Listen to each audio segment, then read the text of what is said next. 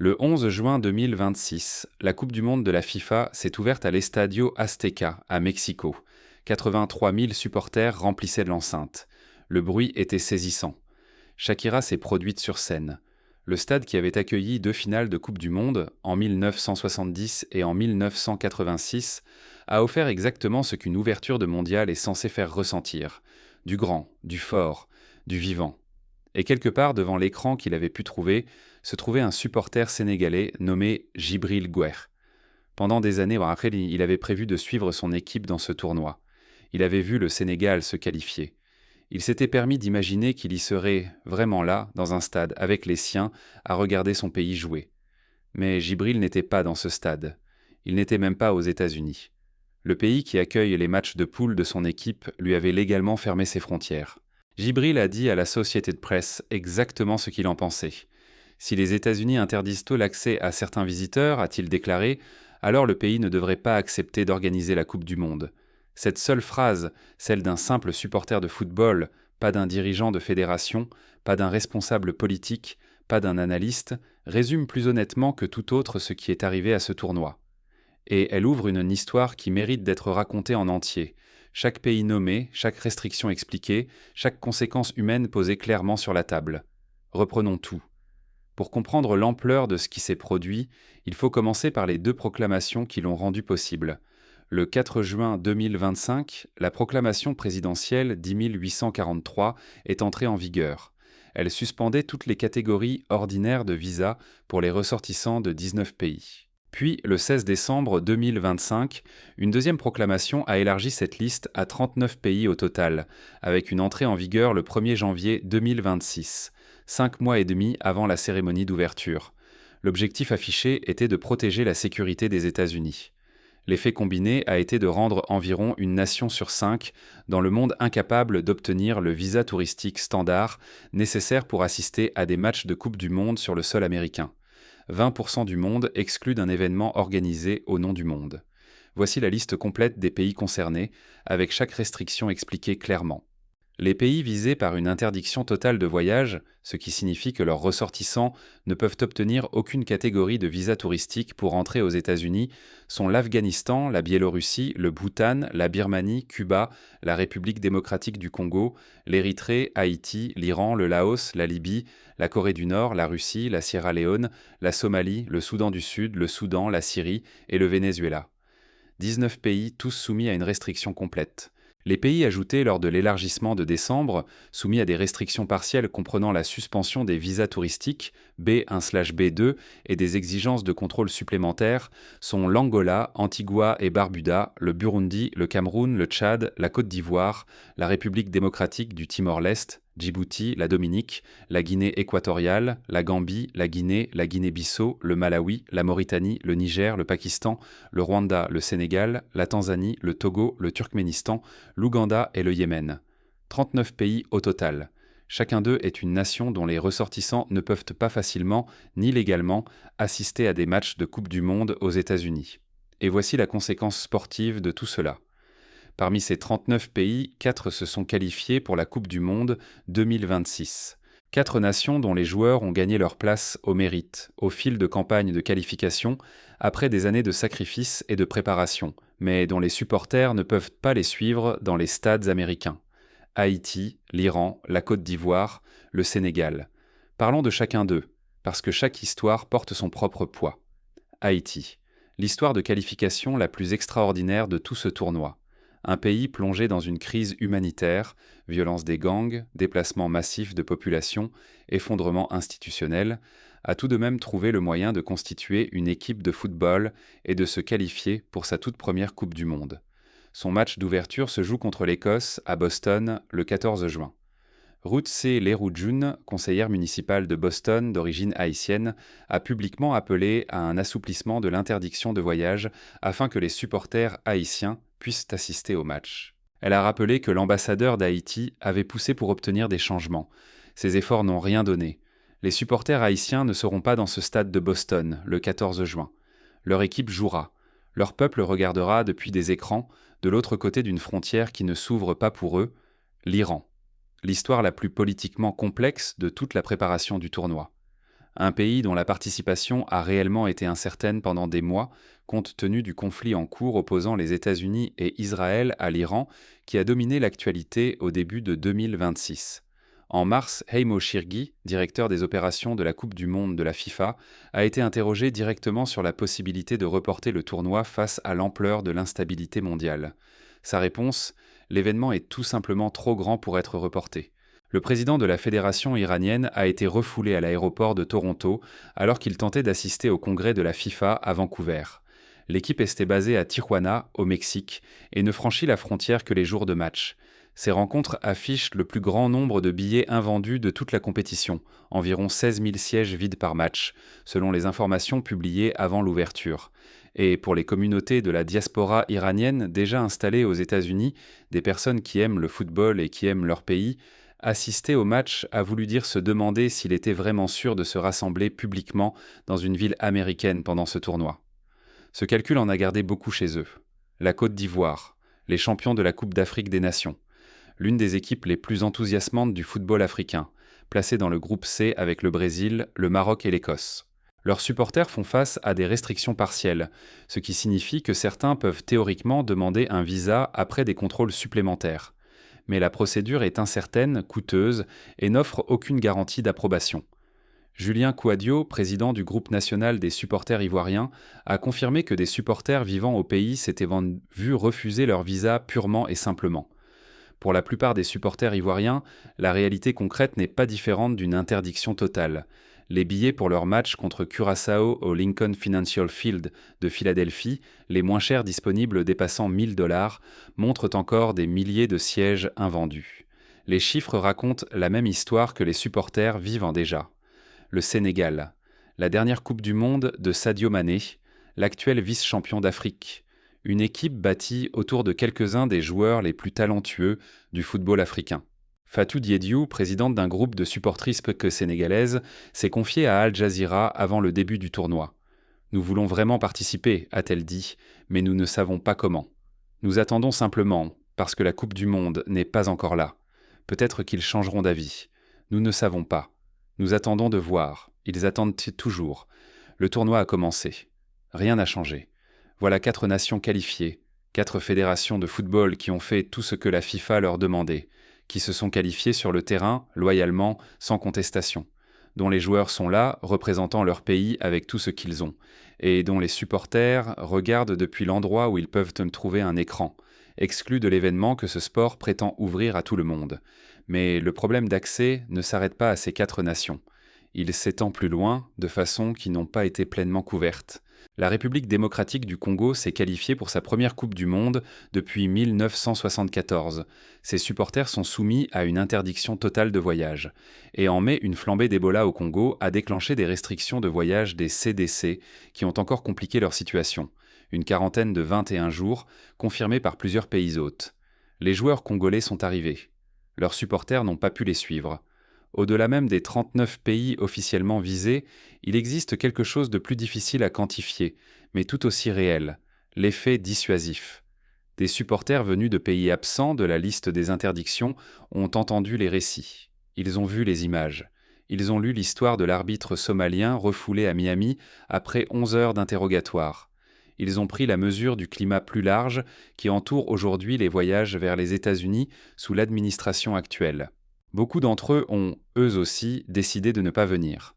Les réservations de vols européens vers les villes hôtes de la Coupe du Monde ont chuté de 14% par rapport aux projections. Les données d'occupation hôtelière le confirment. Les sections vides visibles dans le stade de Guadalajara lors du 2e match du tournoi le confirment également. La liste officielle compte 39 pays.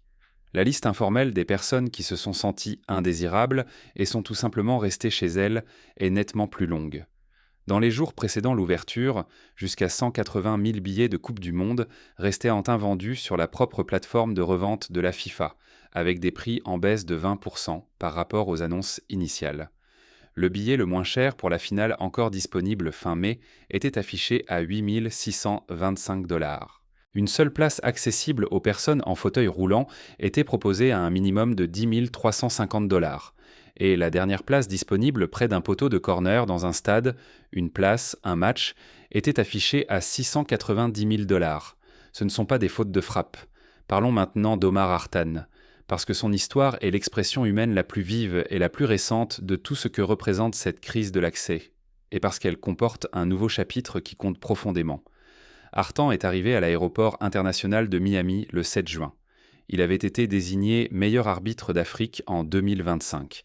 Il avait officié lors de la finale de la Ligue des champions de la CAF le 24 mai. Il avait été sélectionné par la FIFA au terme d'un processus d'évaluation fondé sur le mérite, mené sur 3 ans. Il aurait dû devenir le premier arbitre somalien de l'histoire de la Coupe du Monde, l'un des seulement 7 officiels africains retenus pour l'ensemble du tournoi. Il a été retenu et interrogé pendant 11 heures à l'aéroport de Miami, puis refoulé. Sur le chemin du retour, il a transité par la Turquie. L'explication officielle de l'Agence américaine des douanes et de la protection des frontières, des préoccupations liées au processus de vérification. Un responsable américain a ensuite affirmé qu'Artan s'était vu refuser l'entrée en raison d'une association présumée avec de supposés membres d'une organisation terroriste, une affirmation qu'Artan a catégoriquement démentie.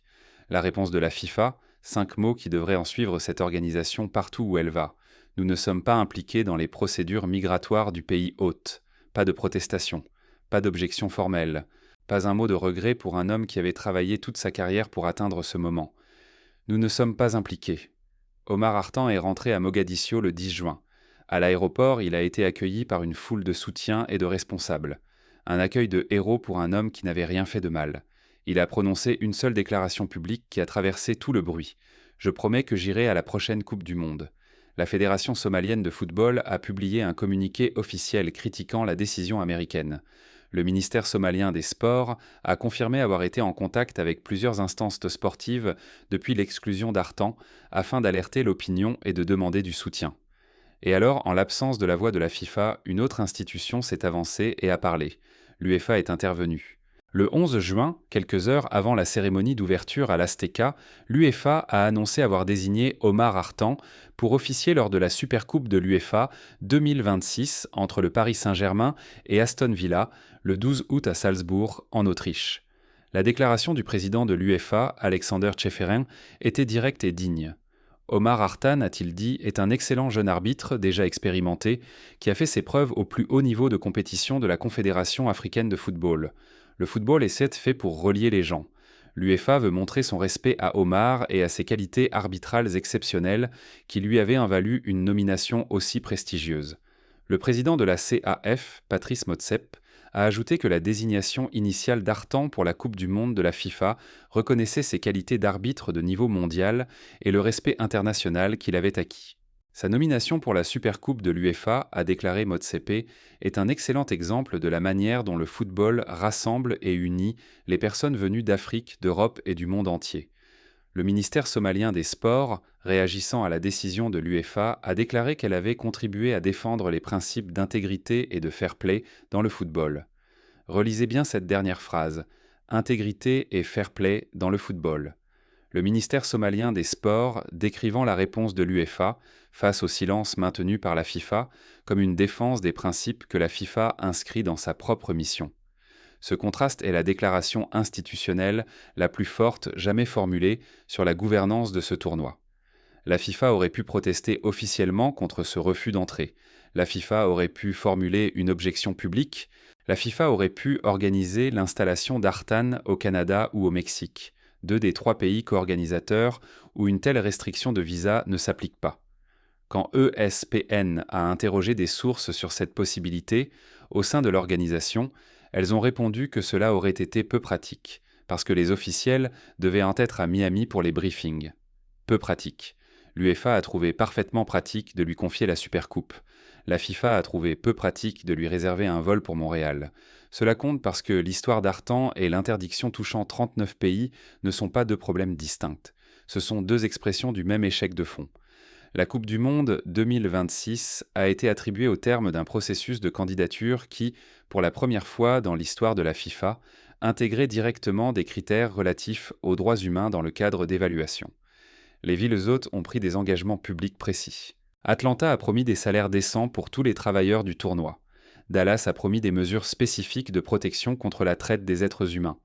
Vancouver a promis une tolérance zéro envers toute forme de discrimination. Amnesty International a publié son évaluation le jour de l'ouverture. Le verdict n'était pas celui d'un progrès. Il n'était pas celui d'une mise en œuvre partielle. Le mot employé était urgence. Une urgence en matière de droits humains au cœur de l'événement sportif le plus regardé au monde. Le Council on Foreign Relations a publié sa propre analyse peu avant le tournoi et une observation traverse chaque communiqué officiel publié pendant ce cycle par la FIFA ou par la Fédération américaine de football. Les politiques migratoires actuelles des États-Unis ont créé une situation dans laquelle les ressortissants de 39 pays ne peuvent pas assister à un événement sportif que le pays organise au nom du football mondial. C'est là que se situe l'écart entre le langage et la réalité, entre les slogans et ce que Djibril Gueye vit en ce moment même, entre ce que la FIFA affirme défendre et ce que Omar Hartan a rencontré à l'aéroport international de Miami. Parce que voici ce que montre réellement le dossier, une fois retirée la cérémonie, les logos des sponsors et la prestation de Shakira. La FIFA connaissait les restrictions américaines en matière de visa bien avant le début du tournoi. Elle les connaissait en juin 2025, lorsque la première proclamation a été signée. Elle les connaissait avec certitude en décembre 2025, lorsque la liste élargie est entrée en vigueur. Elle a eu 5 mois et demi entre cet élargissement et la cérémonie d'ouverture. 5 mois et demi pour déposer une objection formelle, négocier des exceptions, utiliser le levier que donne l'organisation de l'événement sportif le plus rentable commercialement de la planète. La FIFA a généré environ 11 milliards de dollars de revenus lors du cycle de la Coupe du Monde 2022. L'édition 2026 devrait être la plus rentable commercialement de l'histoire de l'organisation. Infantino a évoqué une demande de billets 10 fois supérieure pour démontrer l'ampleur du tournoi. Ce n'est pas une petite organisation dotée d'un levier limité, et à chaque étape, elle a choisi de ne rien dire. Aucune protestation formelle contre les interdictions de visa imposées aux supporters. Aucune déclaration publique pour les groupes de supporters sénégalais qui ont passé des mois à essayer de comprendre s'ils pouvaient seulement déposer une demande. Pas un mot pour Fatou Diédhiou lorsqu'elle a dit à Al Jazeera qu'elle attendait simplement en espérant. Aucun commentaire pour Djibril Gueye lorsqu'il s'est confié à l'Associated Press. Et lorsqu'un homme que la FIFA elle-même avait sélectionné au terme d'un processus de 3 ans fondé sur le mérite a été retenu pendant 11 heures dans un aéroport américain avant d'être renvoyé chez lui, la déclaration publique de la FIFA a tenu en 5 mots. Nous ne sommes pas impliqués. L'UEFA, elle, s'est suffisamment impliquée pour lui offrir une supercoupe en 6 semaines. Il y a une dimension de cette affaire dont on parle trop peu. Ce que l'arrangement conclut pour les joueurs des 4 nations frappés par les interdictions dit de tout le reste. La FIFA et l'administration Trump ont conclu un accord permettant aux joueurs d'Haïti, d'Iran, de Côte d'Ivoire et du Sénégal, ainsi qu'aux officiels des équipes et à leurs proches parents, d'entrer pour participer à la compétition. Les joueurs sont là. L'équipe iranienne s'est basée à Tijuana, au Mexique. Elle franchit la frontière les jours de match dans le cadre d'un dispositif spécifique, puis la repasse dans l'autre sens. Elle participe à un tournoi organisé par un pays activement engagé dans un conflit militaire avec sa nation. Ses supporters ne sont pas dans les tribunes. Ces matchs comptent le plus grand nombre de sièges invendus de toute la compétition. Le tournoi est trop grand pour être reporté, trop grand pour être restructuré, trop grand pour faire l'objet d'une objection formelle contre une interdiction de visa visant un 5e de la planète. Mais les joueurs sont les bienvenus, à condition de repasser la frontière une fois le match terminé. Venez jouer, rentrez chez vous. Vos supporters regarderont depuis l'endroit où ils pourront trouver un signal. La Coupe du Monde 2026 est, selon presque tous les indicateurs commerciaux, un succès record. Les recettes de billetterie à ces prix seront extraordinaires. Les droits de diffusion génèrent des montants sans précédent. Le passage à 48 équipes signifie plus de matchs, plus de marchés, plus de contenu, plus d'argent. Mais le succès commercial et le succès moral ne sont pas la même chose. On peut organiser la plus grande Coupe du Monde de l'histoire selon tous les indicateurs de revenus et d'audience et avoir en même temps un arbitre somalien retenu 11 heures dans un aéroport puis refoulé à la frontière. Ces deux faits existent simultanément. Voilà exactement où nous en sommes. Haïti s'est qualifié pour sa première Coupe du Monde au milieu d'une catastrophe humanitaire. Ce n'est pas seulement une histoire de football, c'est une histoire sur ce que les êtres humains peuvent construire quand tout s'effondre autour d'eux. Elle mérite d'être vécue depuis les tribunes par le peuple auquel elle appartient. Le Sénégal est là, la Côte d'Ivoire est là, l'Iran est là. Les joueurs se sont présentés. Les supporters n'ont pas pu les suivre. C'est l'histoire de la Coupe du Monde 2026 qui survivra au score de la finale, au vainqueur du soulier d'or et à n'importe quel record qu'Infantino annoncera lors de la cérémonie de clôture. Et Omar Artan sera à Salzbourg en août. Il entrera sur une pelouse devant un stade ouvert au monde. Il fera le travail pour lequel la FIFA l'a certifié, le travail que l'UEFA a estimé digne d'être protégé. Il a dit qu'il serait à la prochaine Coupe du Monde. Il y arrivera selon ses propres termes,